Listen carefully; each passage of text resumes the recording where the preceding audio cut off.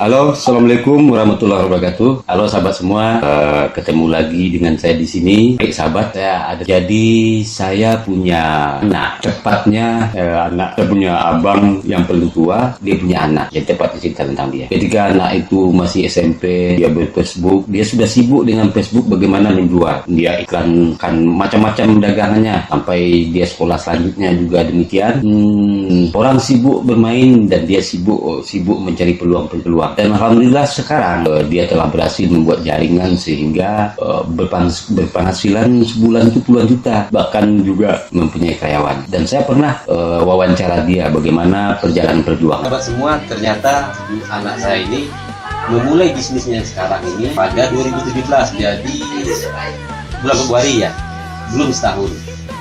Dan ternyata sebelumnya dia mencoba-coba, itu akhirnya karena mencoba-coba tidak tahu ilmunya, akhirnya ikut pelatihan di situ, akhirnya dipelajarin strateginya. Ya. Jadi kita berdagang di situ ya.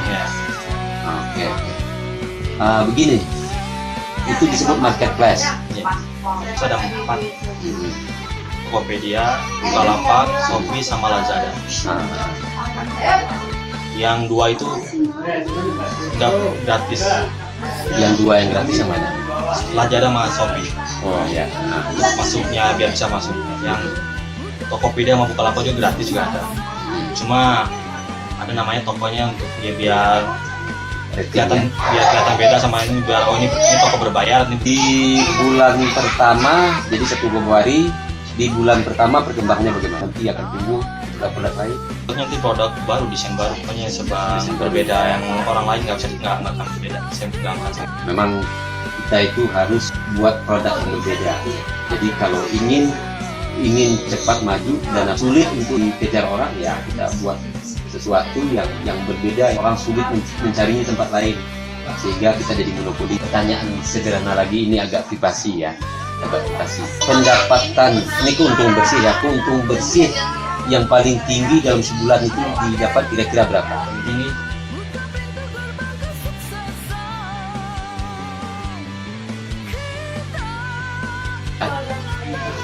baik sahabat semua, bagi pemuda-pemuda siapapun yang menonton tayangan ini, dalam waktu 11 bulan itu hanya mengelola usaha di rumah bisa berpenghasilan. Dan itu apakah datang sendiri? Tidak, itu datang dengan melakukan. Setelah melakukan, belajar di mana kelemahan, dilengkapi kemampuan, bergaul atau terhubunglah dengan komunitas-komunitas yang kita bergerak di bidang yang sama. Di apa-apa yang dapat kita tangkap di sini. Jadi begini, soal pembangunan. Ketika banyak orang teriak, mana janji Jokowi membuka lapangan pekerjaan untuk 10 juta orang. Jokowi bohong, jujur saya heran. Apakah Facebook, Tokopedia, Bukalapak, dan lain-lain banyak. Juga ada Gojek, ada Grab dan segala macam. Apakah itu bukan lapangan pekerjaan? Itu juga belum ditambah dengan Bapak Jokowi sedang melakukan pembangunan di daerah baru Papua, Kalimantan, Sulawesi dengan membangun jalan tol, bandara, bendungan, dan banyak lagi. Bukankah itu akan membuka lapangan pekerjaan? Kita tidak perlu panjang-panjang cerita. Bahkan dalam pembangunan infrastruktur itu, ya, itu sungguh banyak menciptakan lapangan. Mari kita lihat sebentar lagi ya. Oke, sebelum sahabat-sahabat semua melanjutkan menonton ini, ya, jika sahabat setuju silahkan channel saya ini diikuti ya, di subscribe, atau kalau memang suka dibagi-bagikan biar semua tahu bahwasanya pembangunan itu berjalan cepat dan juga menghasilkan pekerjaan. Begini, dalam pembangunan di daerah ini sebanyak 7 juta orang bekerja di seluruh penjuru tanah air untuk membangun jalan, jembatan, bendungan, pelabuhan bandara, dan lain-lain. Di Kalimantan ada 24 proyek, di Sulawesi ada 27 proyek, di Maluku dan Papua ada 13 proyek, sementara di Sumatera juga ada 61 proyek, dan di tempat-tempat lain. Para pekerja inilah yang berada di balik percepatan proyek-proyek pembangunan yang gencar di Indonesia kini. Mereka bekerja seolah tidak kenal lelah demi kemajuan Indonesia. Jadi pertanyaan Bang Nur yang mana? Dengan adanya pembangunan infrastruktur yang nanti menjadi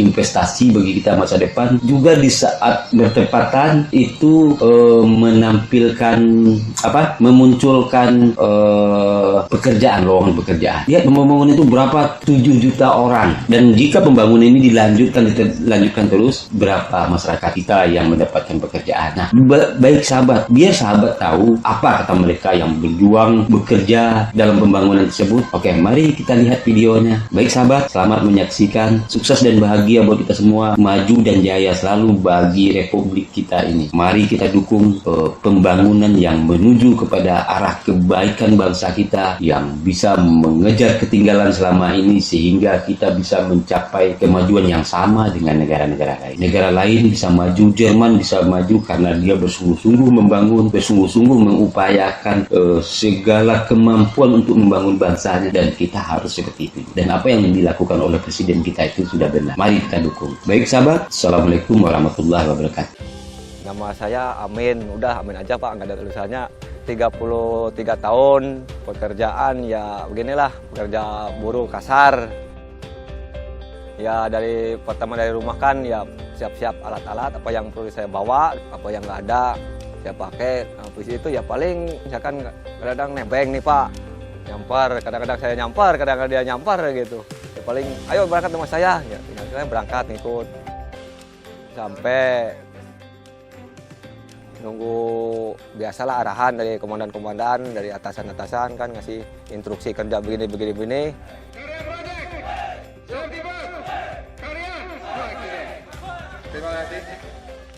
Habis itu ya udah langsung turun ke lapangan Pak, langsung kerja.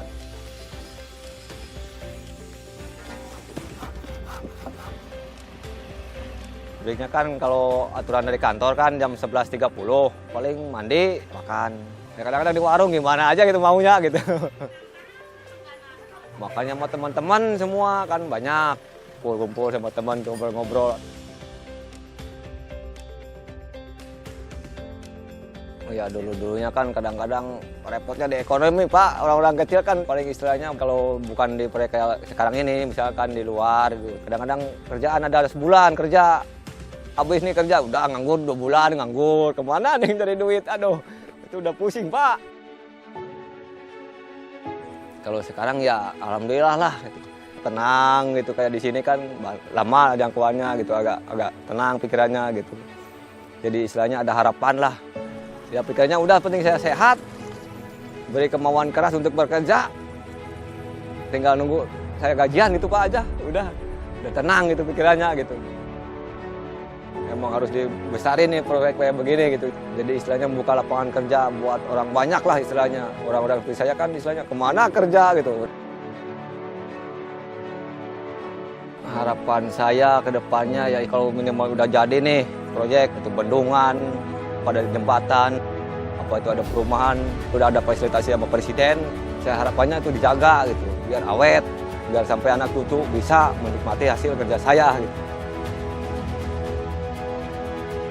Salah satu kunci untuk memenangkan persaingan adalah pembangunan infrastruktur.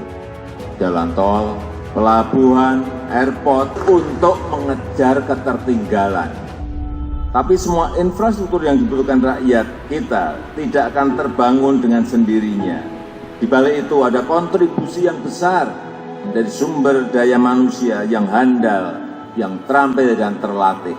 Dengan tenaga kerja konstruksi yang terlatih dan bersertifikat, saya yakin kita akan bisa mengejar ketertinggalan pembangunan infrastruktur. Terutama kita ingin meningkatkan kualitas. Kalau orang Jepang, orang Jerman bisa membangun dengan kualitas yang baik, kenapa kita di Indonesia nggak bisa? Bisa kita.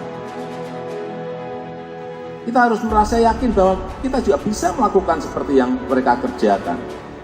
Jangan merasa inferior, jangan merasa minder, bahwa mereka lebih baik, tidak. Oleh sebab itu, kita bekerja pagi, siang, malam untuk menyelesaikan ini agar kita bisa bersaing dengan negara-negara lain.